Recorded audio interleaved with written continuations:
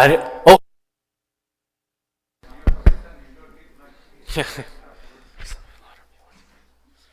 بر محمد وآل محمد صلوات. اللہم صلی علی محمد وآل محمد. شبیر تیری غربت کی قسم میں تجھ کو وطن پہنچا دیتی. کوثر سے تجھے چیٹھے دیتی، زمزم سے تجھے نہلا دیتی. شبیر تیری غربت کی قسم میں تجھ کو وطن پہنچا دیتی.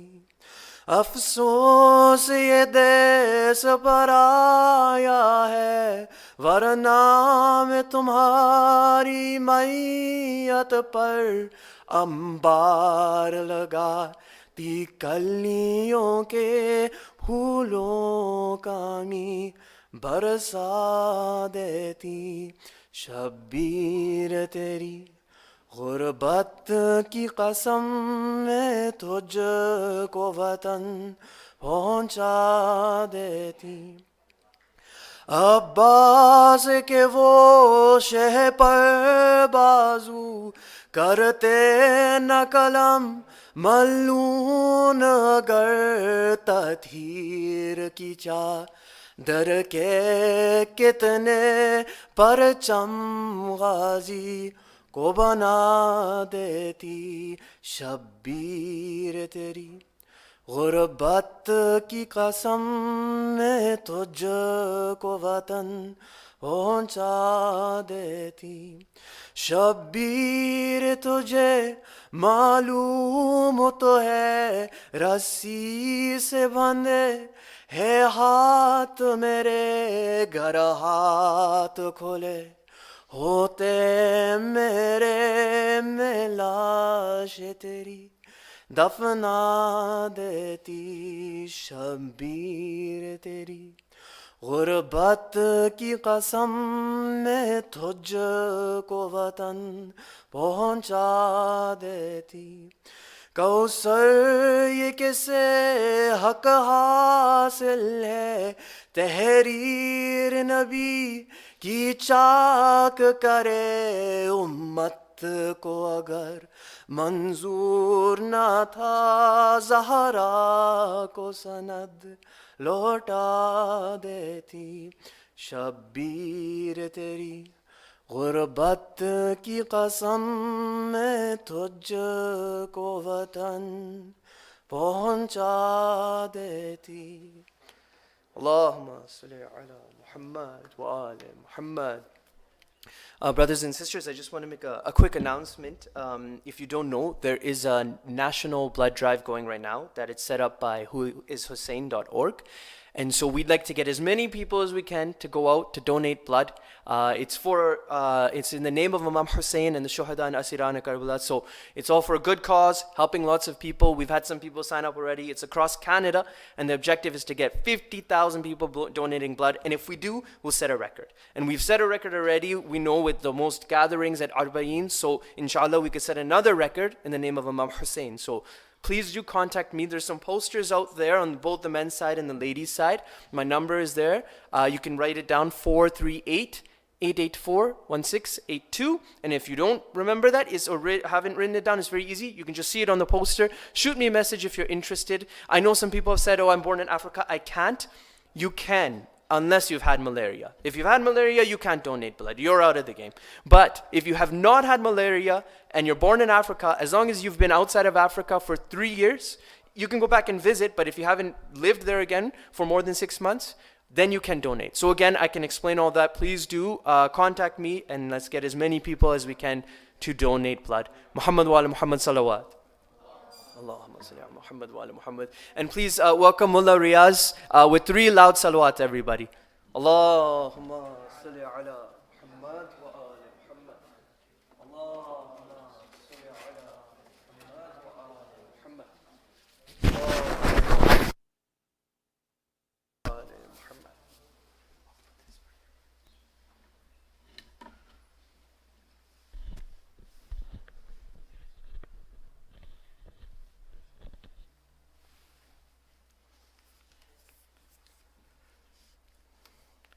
Before I begin, let us remember our marhumeen, those marhumeen who used to be with us during these times, during the month of Ramadan, 1920 and 21st, 22nd and 23rd.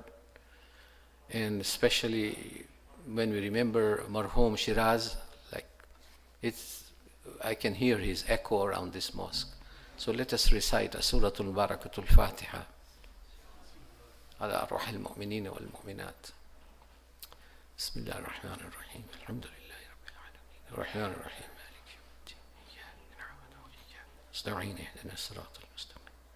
صراط الذين أنعمت عليهم غير المغضوب عليهم ولا الضالين. أعوذ بالله من الشيطان اللعين الرجيم. اللهم صل على محمد وآل محمد. بسم الله الرحمن الرحيم. الحمد لله الذي لا يبلغ مدحته القائلون ولا يحصي نعماءه العادون ولا يعدي حقه المجتهدون الذي بعد فلا يرى وقرب فشهد النجوى تبارك وتعالى. الصلاة والسلام على الرسول المسدد والمصطفى الأمجد حبيب قلوبنا وطبيب نفوسنا سيدنا ومولانا أبي القاسم محمد صلى الله عليه وآله وبآله الطيبين الطاهرين المعصومين المظلومين واللعنة الدائمة على أعدائهم ومبغضيهم وغاصب حقوقهم من ليلنا هذا إلى يوم الدين. أما بعد، فقد قال رسول الله صلى الله عليه وآله وسلم: يا علي، لا يحبك إلا مؤمن ولا يبغضك إلا منافق. صلوات على محمد وآل محمد. Once again, I begin in the name of Allah, the Beneficent and the Merciful. For all praise belongs to Allah subhanahu wa ta'ala for giving us this wonderful existence and for giving us once again this opportunity to be the azadar of Imam Ali ibn Abi Talib alayhi afdalus salatu wassalam tonight. Salawat ala Muhammadin wa ala Muhammad. And on that note, I say Assalamu alaikum jami'an wa rahmatullahi wa barakatuh.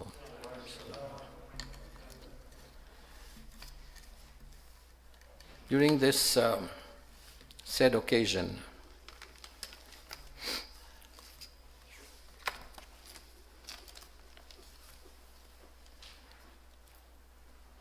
the significance, of course, of our gathering tonight is we know that we are commemorating the martyrdom of Imam Ali ibn Abi Talib alayhi salam. But the particular significance is that today the whole world knows us as the Shia of Ali ibn Abi Talib. Shia means follower. The Shia, lovers of Ali ibn Abi Talib alayhi salam, as partisans of Ali ibn Abi Talib alayhi salam, as confidants of Ali ibn Abi Talib alayhi salam. And you ask any other Muslim groups, and they will tell you that these are the Shia of Ali ibn Abi Talib alayhi salam. Now the hadith of Prophet that I recited, Ya Ali, لا يحبك إلا مؤمن لا يحبك إلا مؤمن ولا يبغضك إلا منافق. That, O Ali, only a mu'min will love you and a hypocrite will hate you. This is very, muttafiq alayh. Even it is written in the books of the Muslims. And this was one of the me'yar, this was one of those measurements in the time of the Prophet to see that which companions of the Prophet who love Ali ibn Abi Talib, and there are people who never used to acknowledge Ali ibn Abi Talib. There was a difference there. So basically today what I'm going to talk about is Imam Ali ibn Abi Talib and some of his fadail and his attributes, and we can take it in from there. Salawat ala Muhammad wa ala Muhammad. And some incidents and anecdotes from his life as well, and from the life of the Prophet. And Ali ibn Abi Talib used to be with the Prophet. Now, it was always been a practice of ulama, or the scholars, Muslim scholars, that discuss those companions of the Prophet, companions of A'immah, the companions of the Imams who lived during their times, those who were trained by the Aimma, those who were so close to the Aimma, you know, that they reflected the teachings of the Imam with whom they lived. Every Imam after the Prophet, like Imam Ali, Imams, have got a galaxy of companions who used to love them, they used to be surrounded by him. And they reflected the teachings of Imam which they lived. And this is very important if you want to judge a man in Arabic. They say that لا تسأل عن قريني لا تسأل عن مرعي واسأل عن كريني. And in English also they say that the man or a person is known by the company he keeps. لا تسأل عن مرعي واسأل عن كريني. No, don't ask about a man, you ask about the company. What company am I moving around in? Am I moving around with pious people? Am I moving around in the circles of the ulama, for example, or scholars? Or for that matter, if I'm moving around, because if I'm moving around with pious friends, intelligent people, then I imbibe their quality. And vice versa. So this is the natural result, of the teachings and the training of the person with whom I'm moving around or I'm living. Same way with the companions of the Prophet, companions of the Imam. You see, they used to imbibe the qualities of the Imam. Now you look into history, and basically you will find that the companions of the Prophet were of two types. Two groups. A group which seldom acknowledged Ali. However, Imam Ali's, excellence came out, they never acknowledged it. They ignored it. And seldom. Now, this group did not say that they were the enemies of the Imam. They didn't say that we are the enemies or we hate him, but they would not acknowledge of his excellence. They would not acknowledge his fazilat. Simple. And they always doubted. And there was a group which would not acknowledge the excellence of anyone except Ali ibn Abi Talib, the confidant of the Prophet. They refused to acknowledge anyone else's qualities except Ali ibn Abi Talib. So these were the two groups in the time of the Prophet. Now, who are these people? Very famous names, we know them: Salman, Abu Dhar, Miqdad, Ammar, Mitham. All this galaxy of companions of Imam Ali ibn Abi Talib, they used to ignore everyone else but the excellence of Ali ibn Abi Talib. For example, like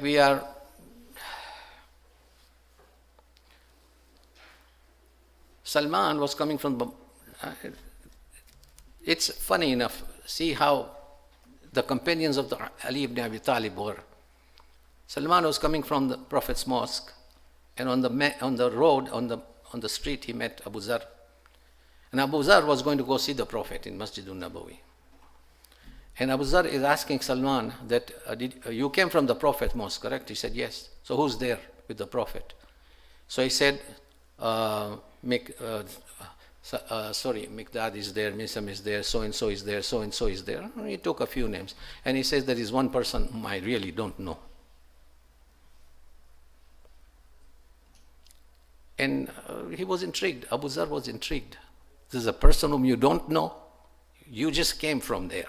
And you're telling me that the person you don't know. So he said there. So when he went to the mosque, and he saw that everyone was there he had named, but the person whom he didn't know was Ali ibn Abi Talib. So he got cross with him, and he says, Salman, when he met him, he says, what's wrong with you? You knew Ali ibn Abi Talib, and you're telling me I don't know a person who's there, I don't know him. So he says, Abu Zar, I swear by the one who created the heavens and the earth, that I have still not been able to understand the personality of Ali ibn Abi Talib. This is an anecdote from the Prophet's life, when the Prophet used to be there. So there were people of this type. that I haven't been able to understand the personality and the aura that surrounds Ali ibn Abi Talib alayhi salam. So there were two groups, but those who were the close companions of Ali ibn Abi Talib during the life of the Prophet and after the Prophet, those who loved him, those who liked him, those who followed him, those who remained loyal to him, they, in the history, if you see, they stand out quite differently from other companions of the Prophet. They are totally different. There you will see piety, there you will see knowledge, there you will see the excellence. Like, for example, the life of Salman and Abu Dhar reflects the teachings of Ali ibn Abi Talib alayhi salam till they died. Abu Dhar was rusticated and thrown out of Medina, literally with his family, during the time of the third Caliph Uthman, because of the love of Ali ibn Abi Talib. He was thrown out of Medina. He was rusticated and deported to a desert city called Rabza. It's still there today in Saudi Arabia, where Abu Dhar is buried. Why? Because of the love of Ali ibn Abi Talib. So, the lives of all those who were close to Ali, together with the Prophet, is different. Even at that time, all the lives are different from the lives of others. Why? From Ali ibn Abi Talib alayhi salam onwards, to his children, Imam Hassan and Imam Hussein, in the lineage of the Imamah of the Prophet, Imam Zainul Abidin, all the A'immah, all of them have, every Imam has a group, a galaxy of companions around him, standing quite different from other people's against the A'immah. They are totally different. Their excellence in knowledge, in piety, in their character, in the way they interact with people, stands paramount. These are the distinctive feature of those who follow Ali ibn Abi Talib. This is a lesson for us. Distinguish the character is distinguished of those who follow Ali ibn Abi Talib and the Imams. Even today, you see, the Shia community, it's one of the most compassionate and the most merciful community on earth today, apart from the other Muslims. Forget about the other Muslims. I still challenged on that. One of the most compassionate and merciful community are the followers of Ali ibn Abi Talib alayhi salam. Today, in this Muslim world, I'm talking about 500 million Shias. We may have our rotten eggs, maybe. But we stand out amongst the Muslims. One of the distinctive features that every one of us who loves Ali ibn Abi Talib and the A'immah of Ahlul Bayt, this is one distinctive feature now. Now, this is a precarious crossroad that I'm talking about. That those of us who love Ali ibn Abi Talib, who are steadfast on the pathway of Ali ibn Abi Talib and the A'immah that followed him, the distinctive feature is must suffer. You have to suffer. We have to suffer, my friends. There must be suffering. There must be a test. You know, in Surah Al-Ankabut, we'll recite on 23rd night what Allah says, the opening verse, Alif Lam Mim. أَحَسِبَ النَّاسُ أَن يُتْرَكُوا أَن يَقُولُوا آمَنَّا وَهُمْ لَا يُفْتَنُونَ. Means you think that because just you say that I love Allah and I love the Prophet and I love Ali, and you will not be tested. أَحَسِبَ النَّاسُ أَن يُتْرَكُوا means you think in your mind that you will not be tested. وَهُمْ لَا يُفْتَنُونَ, they will not be tested. No, you will be tested, my friends. You will be tested. What's happening is it? Just yesterday, day before yesterday, last week, in Afghanistan, in the northern part of Mazar Sharif or somewhere, in the mosque, the Daesh went and killed 40 Shias. They blew up the mosque. Who are suffering today? The followers of Ali ibn Abi Talib. School, Shia children in that school, 30 students, young students, boys and girls like this were killed because of that suicide bomber who went into the school and killed the Shia children. See, when we say we have to suffer, This is the suffering who believe in Ali ibn Abi Talib alayhi salam. And the more you get closer to Ahlul Bayt, the more we get close to Ali ibn Abi Talib, the more we will be tested. Salawat ala Muhammad wa ali Muhammad. Because, and I will say this very bluntly, I will not say it any other time, but this is the occasion of the martyrdom of Imam Ali ibn Abi Talib, that we must be very careful, because there is a force today in the world, it surrounds us, which is called the Takfiri force, or the Wahhabiyyat, or the Talibans, Al-Qaeda, groups of Daesh. All these forces, day in and day out, preach that even to take the name of the Prophet on his birthday is haram, is bid'ah. You make salams, you go to Umrah, and you make salam to Rasulullah, and they say, shirk, bid'ah, shirk. What are you doing? Mata Muhammad, he's dead. Who are you making salams to? And this is a reality. I faced it myself. So when they started, they started with the Prophet. They literally started with the Prophet. These Takfiris and these Wahhabis. In Saudi Arabia, naturally when it came to A'imma, 1924, last century, in 1924, 25 and 26, these Takfiris, these Wahhabis, they systematically demolished each and every tomb and each and every mausoleum that belonged to the Prophet and his family in Saudi Arabia. Each and every tomb and in Jannatul Mu'alla, the tomb of the mother of the Prophet was destroyed. The father of the Prophet was destroyed. It was bombed, literally. Halima Sa'diyah, who looked after the Prophet, her tomb was destroyed. In Mecca, I'm talking about Mecca. In between 24, 25 and 25. And Mecca and Medina both. In Medina, we know, we've been all there. Till today, the tombs and the graves of Imam Hassan, Imam Zain al-Abidin, Imam Muhammad Baqir, Imam Jafar Sadiq, Ummul Banin, all these tombs were literally destroyed systematically. Pieces of stone. In the name of what? That this is haram, bid'ah, haram, innovation.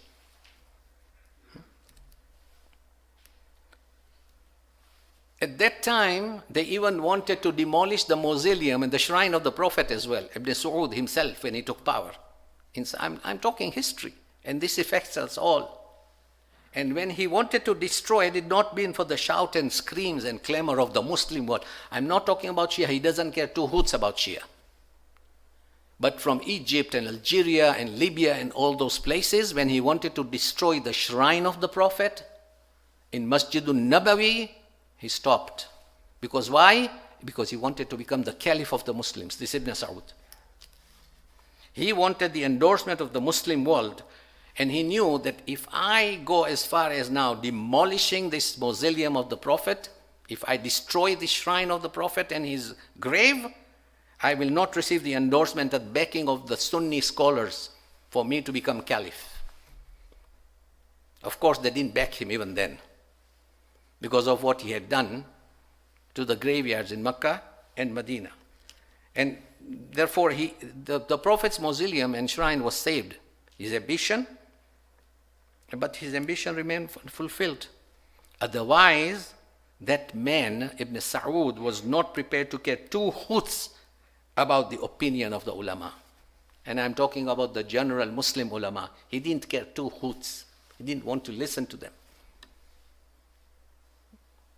And this is how the Prophet's mausoleum and that shrine has been saved. Otherwise, it was doomed at that time. It was doomed as Jannatul Baqi was doomed. 3 years in last century. And for several years on end, ulama after ulama, the whole of the Muslim world has clamored. Not only us. They have clamored and talked and petition after petition to rebuild the mausoleum of the Prophet's father, or the Prophet's mother in Jannatul Mu'alla in Makkah, or of Imam Hassan, Imam Hussein, those graves to be built and to be erected. But the Muslims have failed. And we have failed. Why?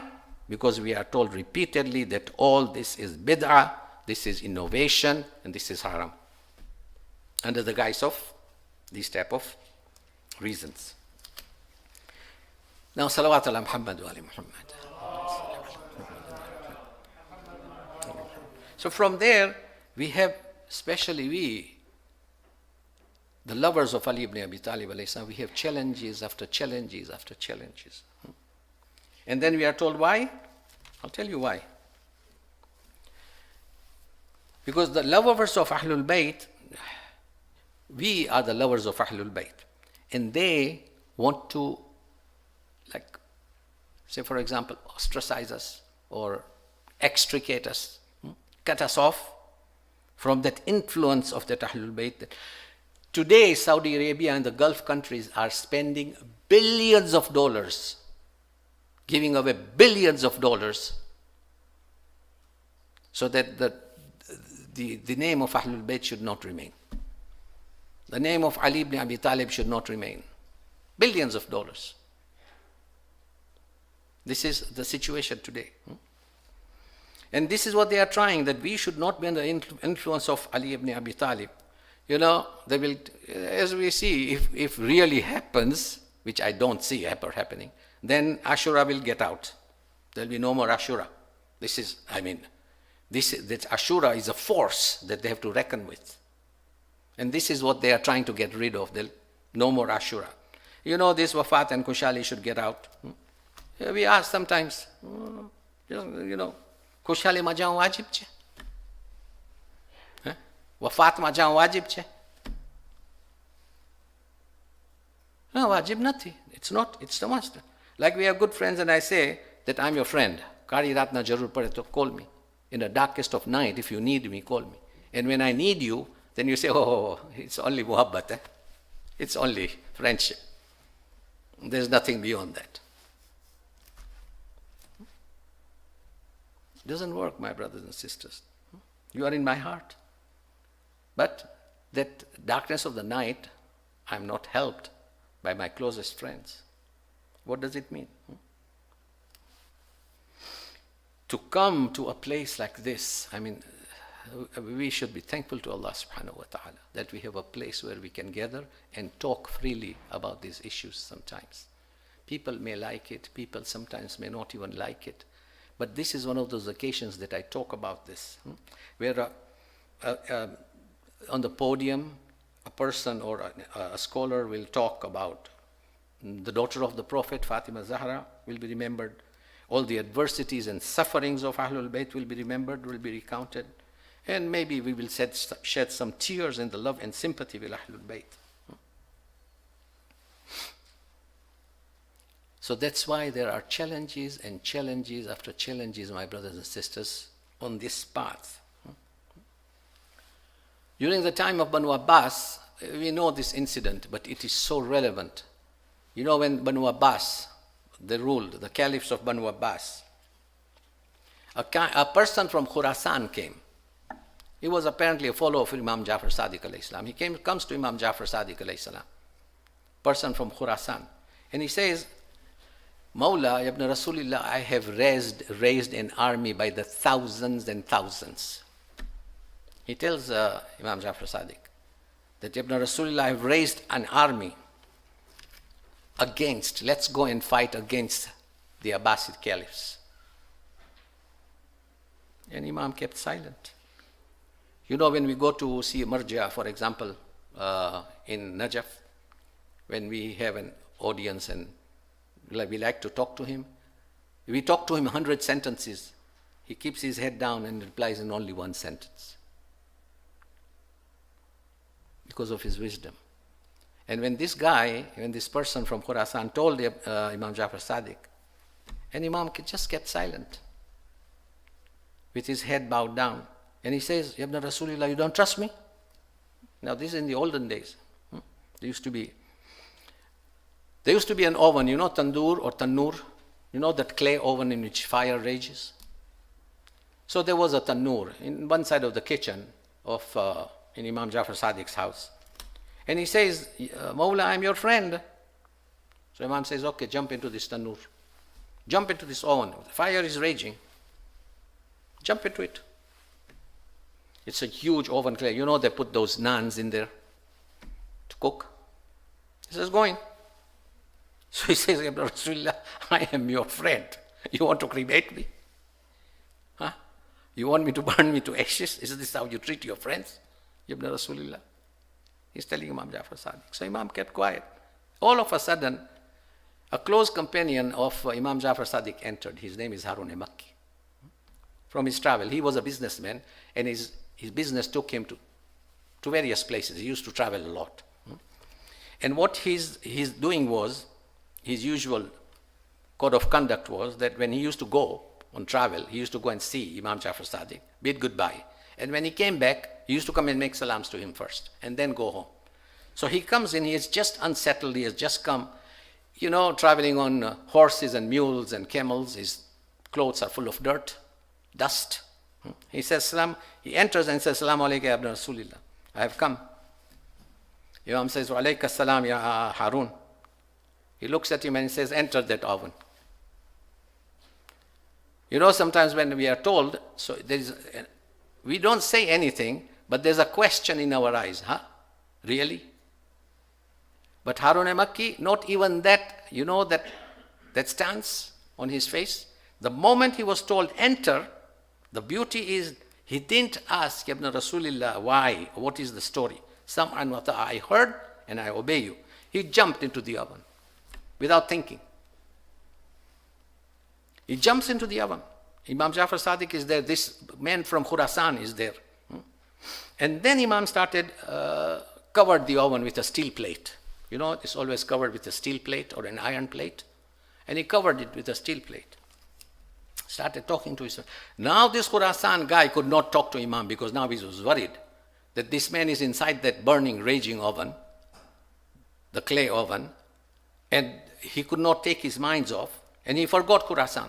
He forgot why he had even come to see Imam Jafar Sadiq. And he was thinking that by this time this guy is cremated. He's gone. He's finished. And he was worried. And then few minutes, he says, Ya Ibn Rasulullah, what about that man? And Imam ignored him. A couple of times he ignored him. And then the third time when he asked that the welfare of the man, Ya Ibn Rasulullah, in that oven, you forgotten about him? Imam said, go and open that. Open that, take out that top, the plate. And said, look inside. And he saw that Harun Makki was sitting in a small hadiqa. Hadiqa is written, hadiqa is a small garden with a pond. It was as if he was sitting in a garden with a pond on his side and he was reading Quran Majid. In that oven, he saw this, a sight like this in Imam Jafar Sadiq's house. And then Imam turns towards Harun Makki, towards this Khurasani and says, how many like him? And he said, Ibn Rasulullah, not even 25%. Forget about 50%. Like him, not even 25%. Yeah, these stories, sometimes we do tell children in madrasa, no, it's a lesson for us. This revives our faith. It revives our faith. Because we see the time is coming that Allah may save us, that at least we may not be like Harun Makki, that we should jumping into fire. But at least we have to remember that hadn't it been for Ali ibn Abi Talib alayhi salam, Imam Hassan and Imam Hussein, the consecutive following Imams, had it not been for Imam Hussein, we have to understand that there would be no azan today. There would be no prayers. Because Yazid was bent in eradicating every compulsory acts of Islam. He wanted to destroy all the wajibats. He was bent on doing that. And if he had succeeded, we would not be praying today. Maybe we would be like the Buddhists, sitting and meditating and then going home. with no clear-cut injunctions, no clear-cut pathway. Whether you believe in Ahlul Bayt or you don't, but you are obliged, we are obliged to accept the sacrifices rendered by Ali ibn Abi Talib. And this is the reason that we, as the lovers of Imam Ali today, we should be prepared to be ridiculed. We should be prepared to be laughed at. And this is the reason, my brothers and sisters, those who have got, we say uwezo in Swahili, those who have got the facility, those who have got the potency, spend the money. So this may remain here, this, where we are sitting today, where people are ignoring to come also. 19th today, Shahadat of Imam Ali, and look at how many of us have turned up. Isn't it a sad state of affairs? So spend, sacrifice time, money, whatever we have, so that this doesn't die, this continues, this teachings may remain. Publication of the books, and these programs, these are vital. Even if 5 people attend, doesn't matter. These programs are vital. There should be an inspirational speaker here also. Sometimes I want to talk to Pramukh Sahib that please bring in a charismatic speaker who inspires us. Hire a charismatic speaker who can inspire us. I am not up to that standard. We need an inspiration here, my brothers and sisters, who can guide us. I'm sure they are working on it, but it's high time. So programs in this Hussainiya should be recorded. It should be recorded, and it must be, goes outside the precincts of these 4 walls, so that people know what we are. The word should go beyond the precincts of this geographical bounds. Salawat ala Muhammad wa ali Muhammad. The governor of Abdul Malik al-Marwan, he was one of those tyrant rulers at that time, a draconian tyrant ruler. He had appointed a governor in Basra and Kufa by the name of Hajjaj ibn Yusuf, who was even worse than him. This Hajjaj ibn Yusuf, this governor, was a bloodthirsty man. If in one day he doesn't kill a person and see the blood, that was not a good day for him. That's how bloodthirsty this man was. So this Hajjaj ibn Yusuf, la'natullah, he has killed so many Muslims. He did not kill Shias, Sunnis also. So many Sadat from the Prophet's family members were killed. So many Shias were killed. So many great companions of Ahlul Bayt were killed. And one of them is who? One of them is Kumail. One of them is, Kumail was killed by Hajjaj. Why was he killed? And you know at what age was he killed? This Du'a Kumail that we are reading every Thursday, it's thanks to this Kumail. Du'a Kumail is in his name, the supplication of Kumail, that we supplicate to Allah subhanahu wa ta'ala. It was taught by Imam Ali to Kumail ibn Ziyad. When we go to Karbala, we go to Najaf. Between Najaf and Kufa, there is a place called Sawiya. Those who have gone, they know. There is a place called Sawiya, and there we see a mausoleum, a shrine of Kumail, and there is a grave there of Kumail. And the dua of Kumail ibn Ziyad. So he was Imam Ali's confidante, very much attached to Imam Ali. And Hujjaj says, after killing so many, he says, I know there is still one man running around. And they asked him, who is he? He says, the closest friend of Ali ibn Abi Talib, I want him to be killed. So someone said in his court, hey Hujjaj, who's that? Who is he? So he said, Kumail. And his courtiers, they said, Kumail? Kumail, Hajjaj is approaching death. He is 90 plus, 92, 95. If not today, tomorrow he will die. And you're looking for him? Leave him alone. He says, no, I want to have the pleasure of killing the friends of Ali ibn Abi Talib. See what tests they have gone to. Sometimes you don't even speak about that. I took the liberty to speak about this today. It not be very palatable for many of us, I know. But we have to understand this. Kumail started escaping from one town to another, one village to another. The result was that his whole tribe, there was an embargo imposed on his whole tribe. Nakhai. He is Kumail ibn Ziyad al-Nakhai. Nakhai is the tribe that he belonged to.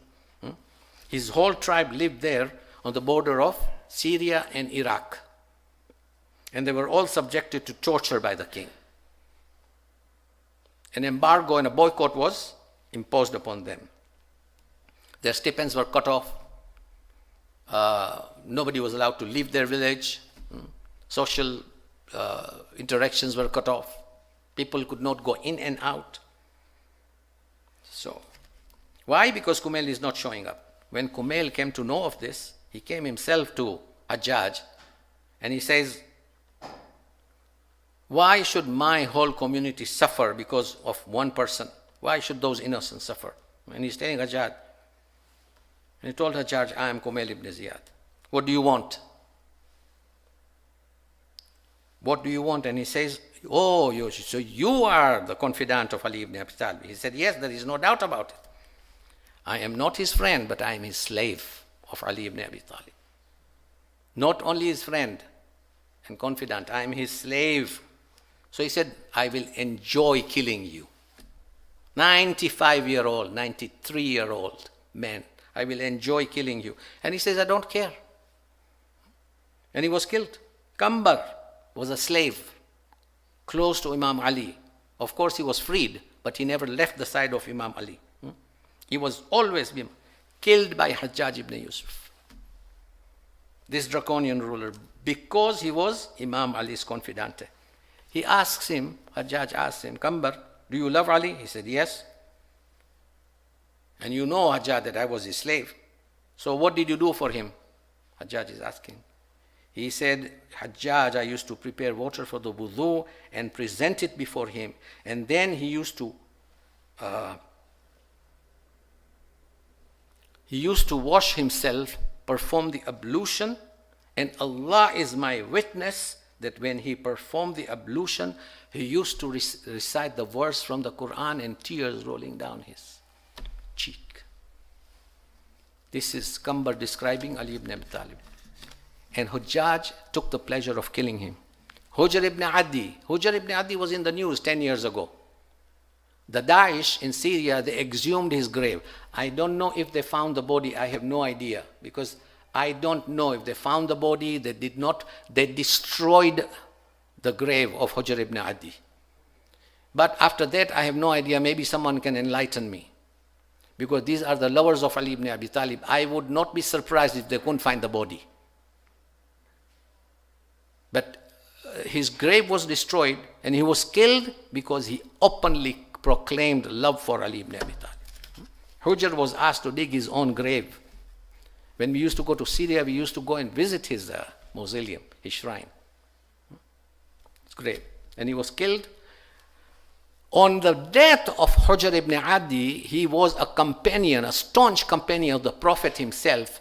The wife of the Prophet, Aisha, who used to hate Ali, the wife of the Prophet Aisha, she wept. The daughter of Abu Bakr wept, and he told, because Muawiyah was the one who ordered his killing. And he says, I wish that Muawiyah, this cursed one, understood who he has killed. Aisha. She was never in favor of the family of the Prophet. One of the most pious companions of the Prophet, Ali ibn Abi Talib. Muawiyah killed him because of the love of Ahlul Bayt, Hujr ibn Adi. Rushayd Hujri. You can go anywhere in Sham. He was killed. Why? Because he was the lover of Ali ibn Abi Talib. Amr ibn Humuq al-Khuzai was killed because of the love of Ali ibn Abi Talib. Misam Tammar killed, love of Ali ibn Abi Talib. Sa'id ibn Jubair was killed by Hajjaj. All of them killed by Hajjaj ibn Yusuf. The last one to be killed is Sa'id ibn Jubair.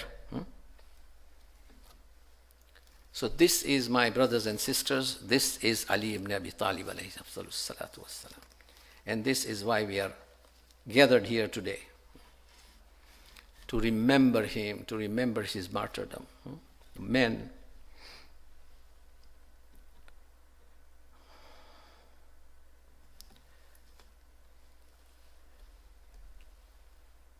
After he was hit on the sword, he had become so weak. This man that who fought all the battles in the time of the Prophet and he won those battles had become so weak. The person who opened the gates of Khaybar in Medina, of the Jews, he defeated the Jews at that time. He was so exhausted, he was too weak to lift and hold a cup of milk. Bibi Zainab on this 19th day helped him drink a sip of milk, my brothers and sisters. This is Ali ibn Abi Talib today. This is his situation.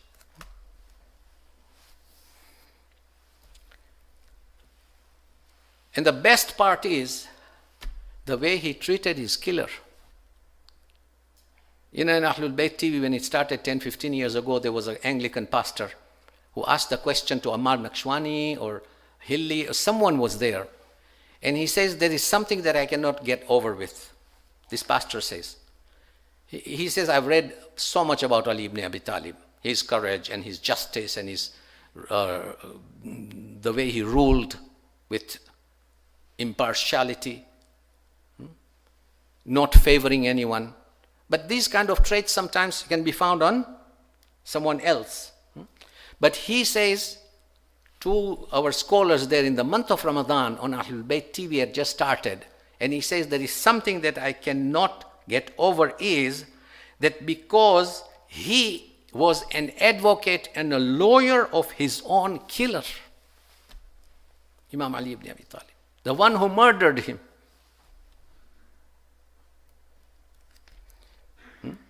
And Imam says, after the sword split his skull and he was brought home, you know what the Imam says? He told his son that, has he been fed? Look at him. Have you fed him? Ibn Muljim. Ashkal akhirin. Ashkal atba'u ashkal awwalin. He said, if I live, I will forgive him. This is Imam Ali. If I live, I will forgive him. But if I die, or Hassan, he tells his son, if I die, Darbah Darba, one strike for one strike only, and do not mutilate his body. This is Imam Ali, my friends.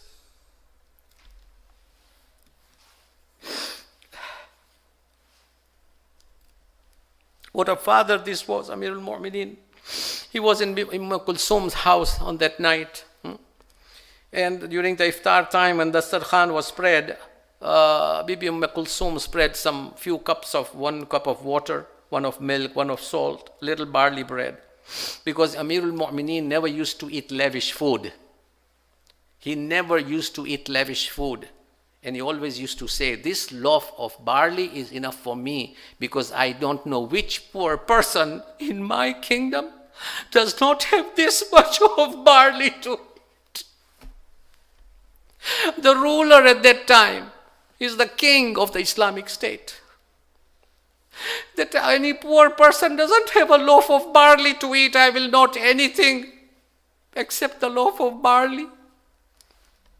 He looked at the Sufra and he says, Habibti, my daughter, don't you know that your father never eats 2 kinds of dishes? Milk, loaf of bread, salt and water? Take one away. And Sayyidah Kulsum, she said, I decided to take the salt away. And he said, no. No. He said, keep the salt. Take the milk away. Your father today will open his fast with salt, water, and a loaf of dry loaf of barley dipped in water. This was the food that he ate.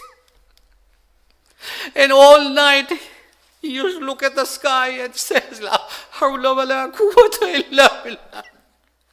Ali al-Azim, la hawla when a calamity is to befall, this is a recommended kalima of the verse from the Quran to say, la hawla wa la quwwata illa billahi al-Ali al-Azim, that we seek help from none else but Allah subhanahu wa ta'ala. And then he goes early time before Fajr, the time of prayers enters, and he says, Hiya hiya wallah, al-laylat-ul lati wa'adna Rasulullah. This is indeed the night that my Habibi, my Prophet, my brother promised me. This is the night. He spent a lot of time in prayers that night, my brothers and sisters. And he repeatedly said, La hawla wa la quwwata illa billah. Just before Fajr, Bibi Kulsum says, Kulsum says, Father, I have been watching you. You are uneasy. You do not feel, I do not feel right. Something is wrong with you. Why don't you send your nephew to lead the prayers in the mosque today and you stay at home? Because I don't feel you are good today, my father. Send your nephew. And she knew that something disastrous is going to happen. Imam tells her, my daughter, nothing can stop this inevitable destiny that is written tonight or this morning. Nothing except Allah. He passed by a bunch of ducks and geese that they had in the house, and they began to cry and they flew in front of him as if trying to stop him, that Mawla, do not go to the mosque today. Don't go to the mosque today.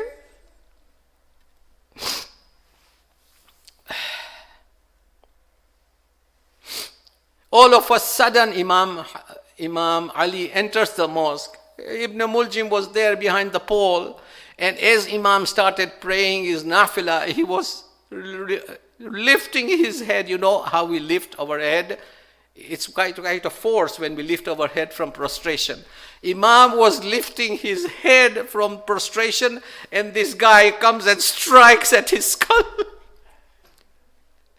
And history tells us that the skull was split in such a way that it was right up to the forehead, the split could be seen.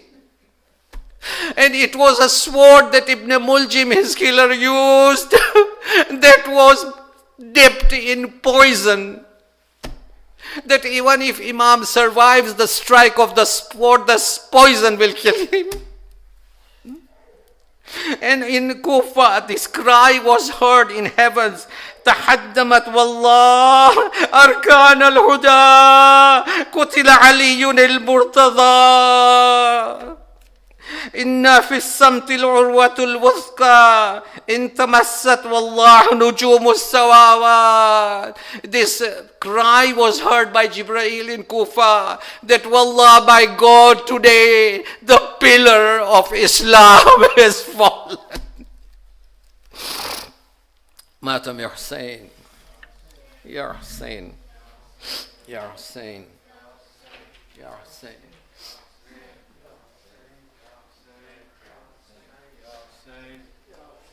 Ya Hussein, Ya Hussein, Ya Hussein, Ya Hussein.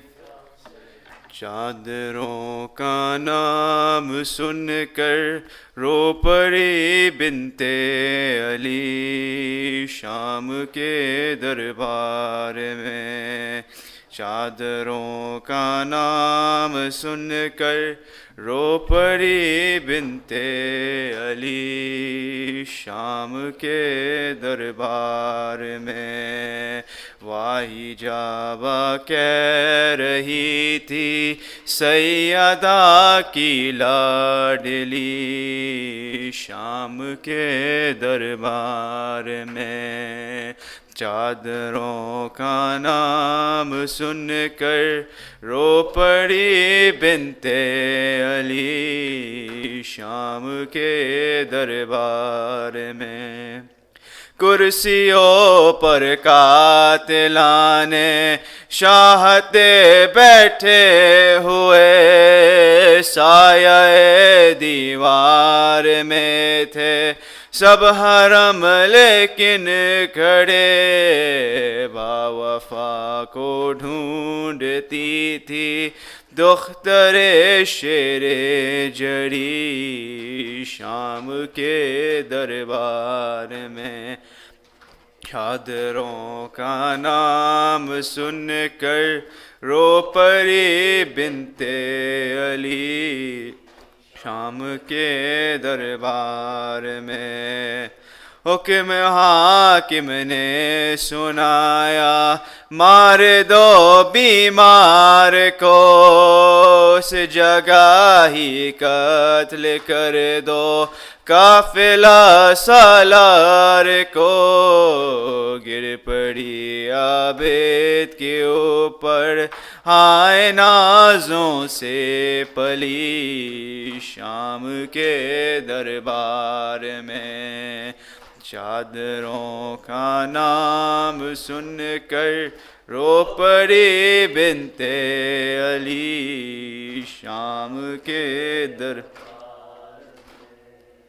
کون ہے زینب پکارا جس گھڑی فرعون شام ہائے غربت کہہ کے اٹھا تھا میرا قیدی امام اشک خون کے رو رہا تھا شاہ کا بیٹا علی شام کے دربار میں چادروں کا نام سن کر رو پڑی بنت علی شام کے دربار میں شمر دیکھا تو سکینہ سہم کر رونے لگی دور ہو جا شمر فضا چیخ کر کہنے لگی خوف سے مرجھا رہی ہے باغ عصمت کی کلی شام کے دربار میں چادروں کا نام سن کر رو پڑی بنت علی شام کے دربار میں واہی جابہ کہہ رہی تھی سیدہ کی لاڈلی شام کے دربار میں چادروں کا نام سن کر رو پڑی بنت علی شام کے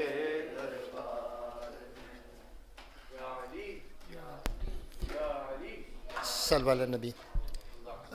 I know it's a wrong time, but I just want to make a quick announcement. You may have all seen the message that we have sent today. So just to enlighten the community that we had received a package on April 15th and there was some substance in there which we have handed over to the police. Now this isn't meant to put panic out there, but just so that everybody is aware. We don't have too much of an information. Whatever package we had received, we had handed it over to the police. It is being treated as a hate crime. It is still under investigation. Whatever was again in there is not, alhamdulillah, wasn't harmful, but they are taking it for forensic to see if they can get any DNA out of it. So we need to remain vigilant. For those of you who had come last night, you may have noticed that we had extra security outside. Now we had done this a few years ago as well. Tomorrow night as well, inshallah, and on Sunday as well, during the Amal nights, we are going to have security outside. When you come to the door, make sure that you ring the doorbell and you're standing in front of the camera, so that we are able to identify you before we let you in. We highly recommend that you speak to your children. They should not open the doors. And on the women's side, so this is opening of the doors now is a designated thing. We are going to have volunteers just on the men's side to let everybody in. If you see any suspicious packages around the center, please do not handle it. Just call any one of the executive member, and we will take it from there. We have all the numbers that we need to call. It's already out there in the news. However, if the media people do show up here, please do not answer any questions. Just direct them to myself or any member of the executive committee. We will now, inshallah, proceed with the Ziyarat al-Aminillah. We'll just do a shorter version, inshallah.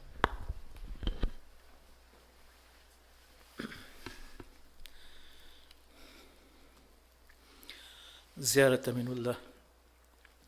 السلام عليك يا أمين الله في أرضه وهجته على عباده. السلام عليك يا أمير المؤمنين. أشهد أنك جاهدت في الله حق جهاده وعملت بكتابه واتبعت سنن نبي صلى الله عليه وآله حتى دعاك الله إلى جواره فقبضك إليه باختياره وألزم أعداءك الحجة مع ما لك من الهجج البالغة على جميع خلقه.